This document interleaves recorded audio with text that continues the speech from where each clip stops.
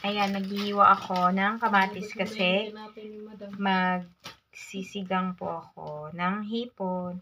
Pero hiwain muna natin. Ang talas ng kutsilyo.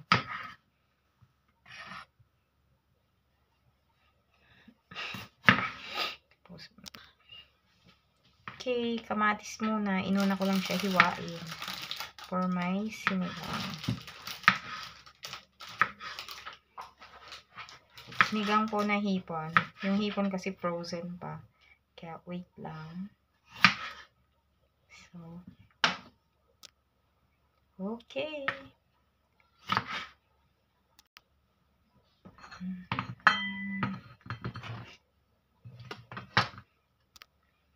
Okay, next is onion. Yan, naglalagay rin ba kayo ng onion sa inyong sinigang? Siyempre, kasi igigisa natin yung sinigang. Depende na sa inyo kung paano lutuin ang inyong sinigang.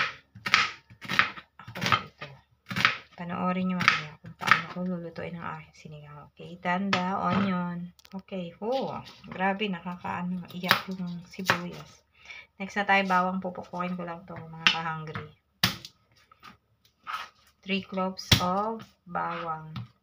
Depende na sa inyo kung anong klaseng bawang. Okay? Now,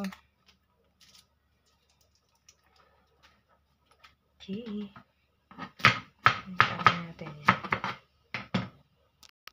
Okay. Meron din tayong long green chili para sa ating sinigang. Okay, pwesto natin doon. Tapos, ito may okra din po tayo. Tanggalan natin ang edge. Ganyan. Depende sa inyo kung paano kayo mag-ano ng okra. Yan, buo ko lang ito na yan. Kasi maliliit naman po yung okra ko. Kaya tanggalan na natin ang edge. Siyempre, mag-aano to mamaya. Parang lalaway ba? Ayun. Sama ng term. Okay.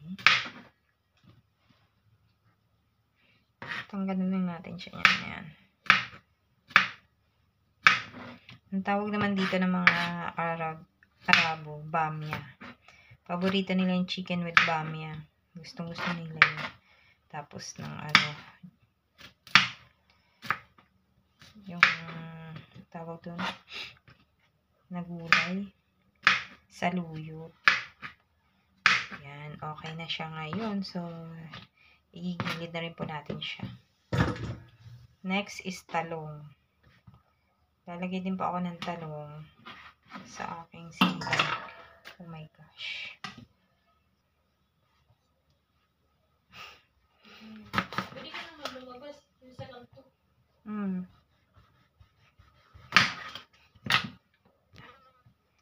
Okay. Let's do my sinigang. Naku mga ka-hungry yung kutsilyo ko na pang bread. Dahil ang talas ng kutsilyo isa. Siya maano. So let's do this, okay? Yan. Naglalagay din ba kayo ng eggplant sa inyong sinigang? Ako, oo. Kasi kakainin nyo rin to. Kung anong nilagay nyo, kakainin nyo rin. Kasi kung di nyo kakainin, sayang naman, mahal-mahal ng kulay ngayon. Hindi mo pwedeng dekorasyon lang. Kung hindi mo kakainin, huwag mong ilalagay sa niluluto mo, okay? Kasi sayang. Mahal-mahal ang mga gulay ngayon. Kaya huwag mong ilagay kung ayaw mong kainin. Kung i-design mo lang, sayang. So, ito, kakainin naman ito, okay? Let's do this. Next is kangkong. Okay. Tapos, meron akong kangkong. So, pipiliin na galing kasi ng ref to. So, yung iba parang na siya, nasira. So, pipiliin natin yung maayos pa, okay? Parang kasi napabayaan na to sa ref. Yan, nagkuha tayo ng kangkong. Oops, ihiwalay natin. So, let's continue sa ating kangkong. Pipiliin natin yun kasi may mga na dito na hindi na okay. Okay? Kasi galing to sa ref. So, mag-ihimay tayo ng kangkong. Sinasali ko rin yung mga ganito kasi masarap to, mga ka-hungry. Yan. Okay, basta magtatapon ng Kanyang ano kasi masarap to. Oh, may dagta pa nga. So, sariwa. Kaya lang, nalamog sa ref. Kaya eto. May dagta pa siya eh. So, sali natin to. Masarap yan sa sigang. Crunchy. Ano nga eh, yung kangkong nga sa ano, kangkong na may bagoong sa Chowking. Pagka mahal-mahal, 70 pesos. Kakaunti lang. So, eto. Ito naman sa SNR, magkano to? How much? Dalawang ano siya tali. 36 pesos and 33 centavos. Mas mura sa SNR kasi ang 10 piso naman ngayon, hindi naman karamihan pag sa palengke. Ito kasi dalawang tali na siya, tas ang dami. 36 and 33 centavos. Pwede na siya, diba?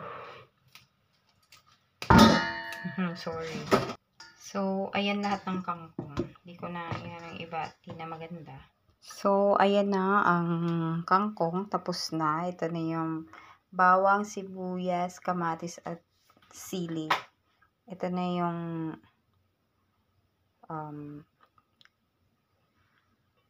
yan, okra tsaka talong. At ito pala mga ka-hungry yung hipon. Ayan, frozen pa siya. So, ayan. Defroze muna natin. Tapos ito, pork chop. Kukuha lang ako ng mga 1 o 2 piraso para kay mami. Pang main course niya to kasi magpapa-stir fry siya ng gulay. So, ayan. Defroze muna natin galing pang freezer. So, let's go. So, dahil hindi pa ako makapag-start magsigang, so tabi muna natin tong mga finished product natin na mga ginayat. Okay? Kasi gagayatin ko rin yung isa pa. So, next, punasan mo natin ng paper towel ko dahil ibang vegetable naman gagawin natin. Okay.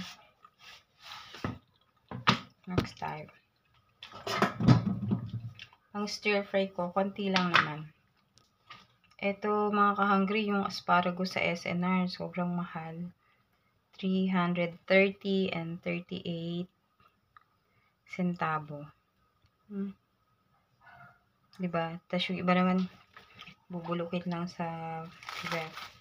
So, dandahan natin to kasi fragile ang asparagus. Kukuha lang ako ng mga ilang piraso para sa isang kainan ni mami. So, eto mga ka-hungry, kakulay nga siya ng aking chopping board. Yan, kumuha lang ako ng 4 na stalk na asparagus. So, ating babalatan.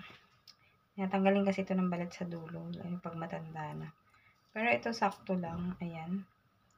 Binabalatan talaga kasi may floss siya. Yan sa dulo, may floss. Tatanggalan talaga natin para masarap yung pagkain. Try nating hatiin kung magandang uri. Okay, pero tanggalan pa rin natin ng floss. Hindi na siya nagpo-floss. So, banda rito lang sa baba yung may floss. Let's do it.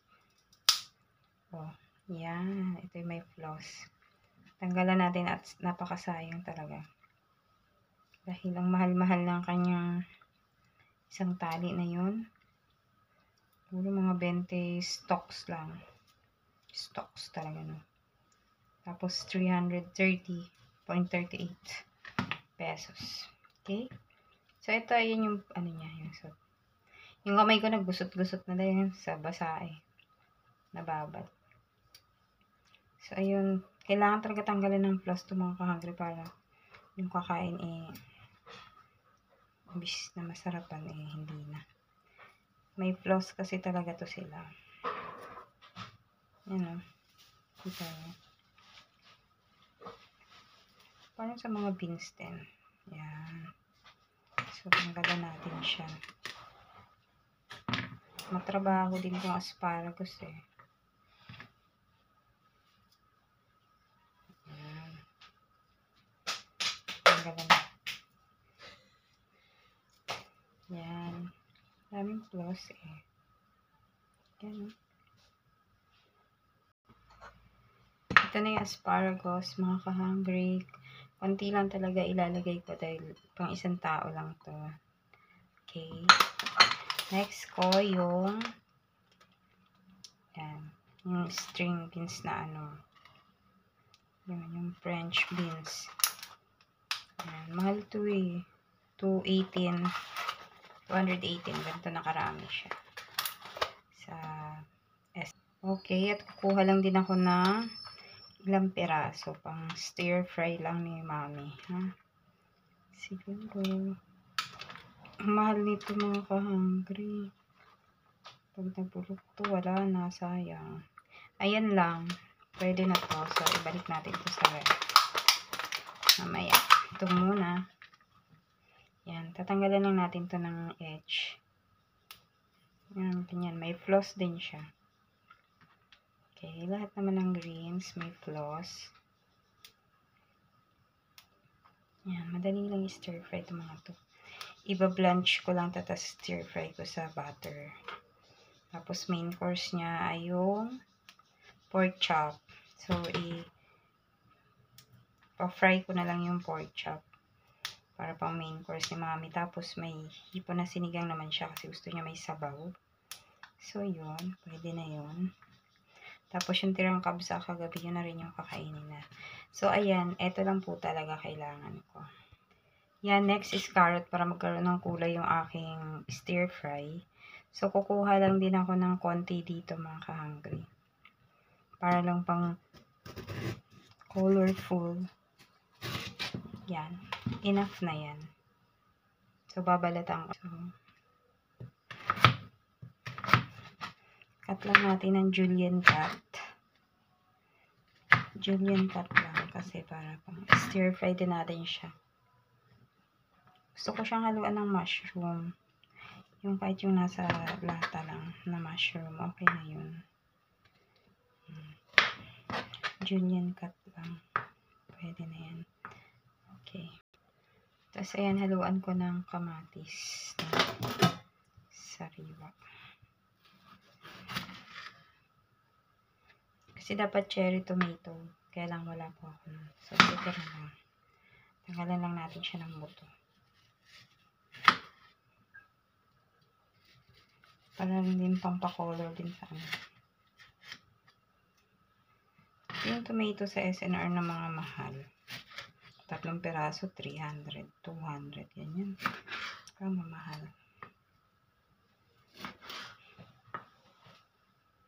So, pinuhin na natin siya.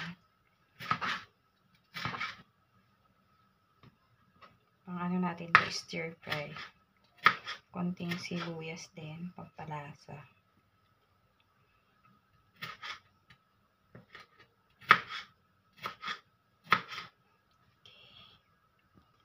Ito, kukuha tayo ng konting white onion para pang ano mamaya sa ating stir fry. Higyan natin ng konting ito. Dapat nga may bell pepper. Kaya lang, wala po akong bell pepper. So, ito na lang. Pwede na to. Yung white onion kasi masarap to sa mga stir fry. Yan. Pwede na to para sa main course ni mami. Okay. Tapos, haluan din natin ng konting leek. Ano mas maano? Onion leek.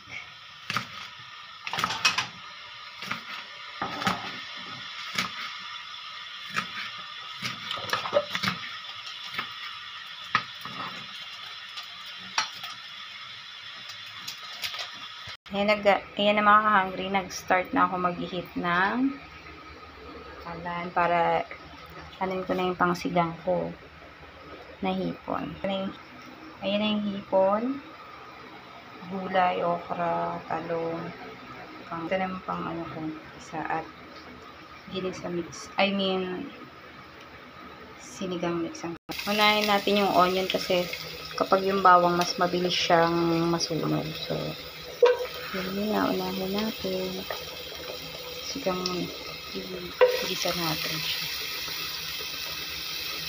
Hindi na ako naglagay ng luya kasi hindi naman isda. Pag isda lang ako nagluluya pag sinigang. So, nagpalo. tsaka sinigang na hipon. Ano ba yung apoy? Baksan natin konti.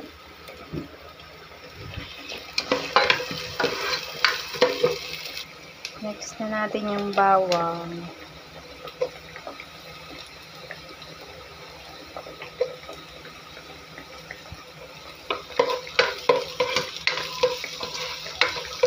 Lalabasin lang natin yung juice ng onion.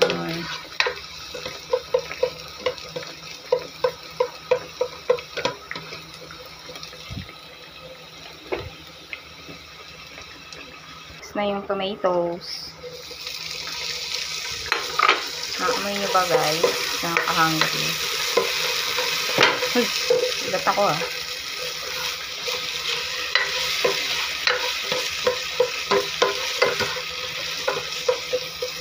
Lalabasin lang natin mga juices nila. Paminta naman. Kaya pa lang tayong ilang piraso paminta. Okay, add muna tayo ng water kasi para hindi malabsak. Kasi ang lulutuin kasi natin hipon, kaya hindi pwedeng unahin igisa ang hipon. Mamaya na pag boil nito. Okay, 1 liter lang ng water. Tapos ipo-boil natin yan, tapos vegetable. Ihuhuli ko yung hipon. Tapos takpan muna natin para mag ano yung na po yung sinigang ko.